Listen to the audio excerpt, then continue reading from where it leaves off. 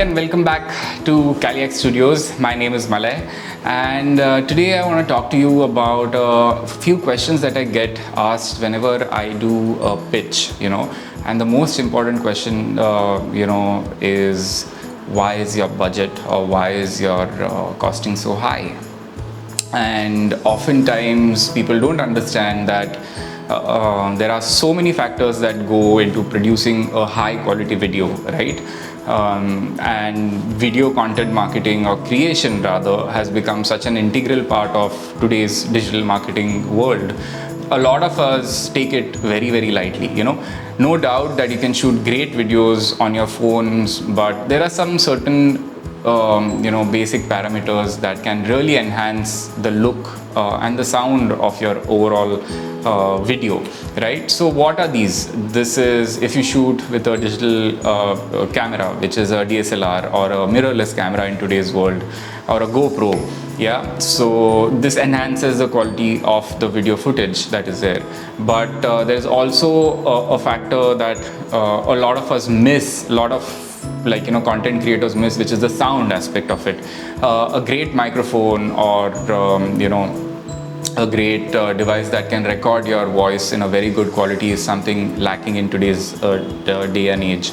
Then the other key factor is the lighting, so subjects are sometimes not very well lit. So these are just a few things, right? So now what makes it expensive? So first of all, the basic thing that is there that makes it super expensive is your equipment cost, right?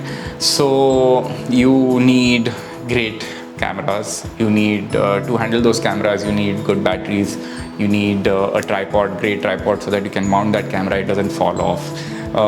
Then you require good sound equipment, then you require decent enough lights that you can light a subject.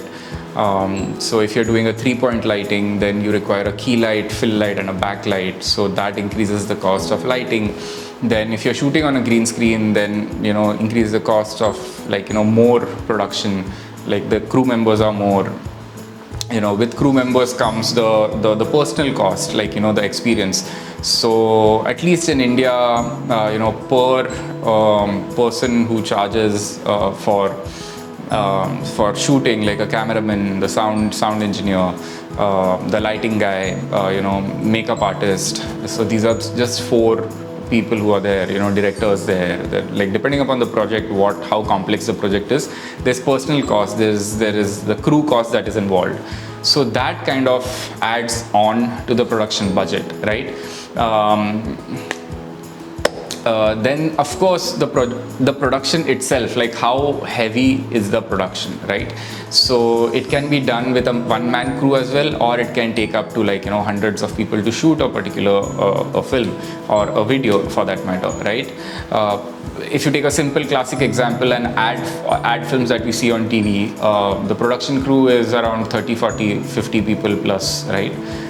So that becomes a high production cost. But the same thing, I'm not saying that it can't be shot in a small crew scenario. It can be shot, but the need or the client's need is something that they want to showcase it in that particular way. So it really depends on what the needs are, right? Yeah, so then after that comes your post-production cost. So in post-production, what all happens? We usually think, okay, there's an edit and that's it, the film is done. But post-production involves edit, of course, dialogue cleaning, color correction, sound mixing, sound mastering, and then packaging of the entire video. If there are any special effects that have to be added in terms of post visual, if there's any sound effects that have to be added in terms of sound design. So all of these, these are different expertise that add up to the post-production cost. So there were 3 aspects that are there that go into a making of a film or a video, right? So there's a pre-production, production, and post-production. So right now we discussed something in production and post-production, but we haven't yet touched upon pre-production. So what comes in pre-production? Pre-production is your entire planning stage. If you don't plan your entire video out, that is going to affect your production and of course your post-production. Because what is going to happen if you say, okay, I just want to go and shoot, so what happens is you are heavily dependent upon what is going to happen during your shoot, during the production of the shoot. And then if the production of the shoot it didn't go well, then you're heavily dependent upon the post production of the shoot. So you'll be like, edit mein dekh lenge, we'll check it out in the edit, like we'll lock it, the magic definitely happens on the edit table, yes, but the magic, I would say, happens actually in the planning stage. If your planning is to the T, your production will be a breeze, and your post production will be like as simple. So planning requires a lot of effort and a lot of time put in. So, and that is a strategy, and that is a cost people often overlook, right? So brands often overlook, service industries often overlook the cost that we as individuals have to put in to plan a particular shoot. Where are we going to shoot it? How are we going to shoot it? What camera are we going to use? What lights are we going to need? What is the sound setup going to be like? Is it a noisy environment? What kind of lighting do we want to give? High key, low key? What is the mood of the film? What is the mood board? Like, what color schemes are we going to use? There are so many questions, that we have to ask. And then after that, you go on to the set, and then on set, Murphy's Law comes, like, lot of the times, like, full power. There are times when the shoot is a breeze, but sometimes, like, some light won't work, some, there might be some short circuit, or the camera lens must be foggy in this season. So there are so many factors that you have to consider, right? The AC somebody must have left on. There is like a constant sound of some construction somewhere. There are so many factors that we have to account for. And then comes the post-production part. In post-production part, there is, the first editor who edited the film is not good enough probably, or the sound designer has gone on a break. There are so many aspects in this one video that go in, right? So this kind of overall increases the cost of the entire production. So imagine if you are shooting, you are kind of hiring at least 5 people, at least minimum. Yeah. So there is a person who's strategizing it, the concept, and planning it. Then there's a person who's shooting it. Then there's a person who's doing the sound for it. Then the person who's doing the edit for it. And then there's a person who's doing the delivery, or where it has to go, on which platform. So there are minimum 5. So if you account for the cost of 5 people for one video, that's how much it's going to cost, right? And that is kind of adding on to the expenses of each video being made. Now, there are certain types of models that we follow in our video content marketing. One can be as simple as there's a retainer model which benefits us as well as the client. So giving X amount of videos per month and putting them on whichever digital platform that is there. Or you go product wise, or like per film wise. So per film wise becomes very difficult because you have to go there, shoot, and then come back and edit. But wherein on a retainer model, you kind of go there, shoot all the 4 or 5 videos or 8 videos, whatever are there per month, and you come back and then you work on them throughout the month, right? So that becomes a very cost effective way of doing these videos. Then of course there are quality expectations from the client. If you're charging a certain amount, the quality has to be like above par. Because in today's day and age, because of digitalization, what has happened is everybody has access to like a camera, but people don't have access to probably the grammar or the aesthetics of films. This is where an agency or an expert comes into play.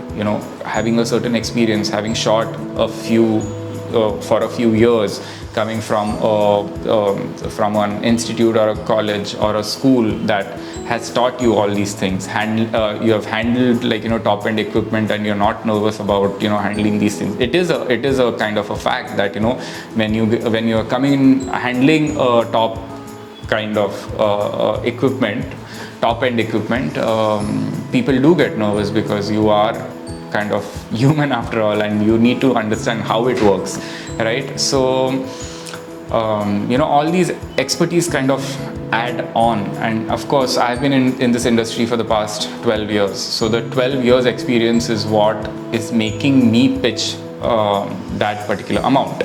So these factors kind of make it expensive. Can you shoot it in a lower cost? Yes. But do I want to shoot it in a lower cost? No. The answer is very clear. It's because of these particular reasons. Yeah. Are there people who will shoot it in a lower cost? 100%. There are so many people out there who will shoot it in a lower cost.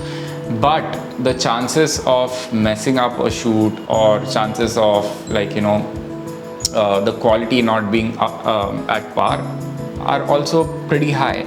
If you are willing to take the risk of your time and your money and the effort that you put in for the quality that you're not getting, please go ahead.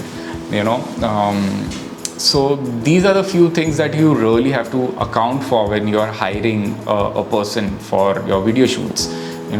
Check their previous works, check what experience they have. Probably they might be unfortunate enough to not have that kind of an exposure, might not have done so much work, but you can give one chance to them on a project basis and then probably hire them as a retainer. So these are the ways that you can judge how you can hire a video content marketing agency, what they can do for you, and what is the quality that they can assure you, right?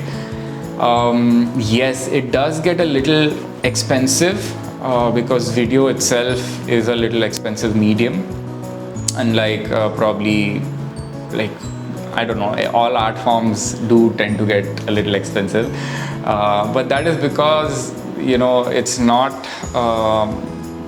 something that the artist is coming there, picking it up and executing it. It has taken them years to master their art form, and what they are charging for is is for those years of experience, right? So I hope this makes you understand why the costing is generally on a higher side for all video production agencies. And if you have any questions, please feel free to reach out to me, and you can comment in the you can leave a message in the comment section below, and I'll be happy to answer all those questions to you. And thank you for watching, and I'll see you in the next video. Bye.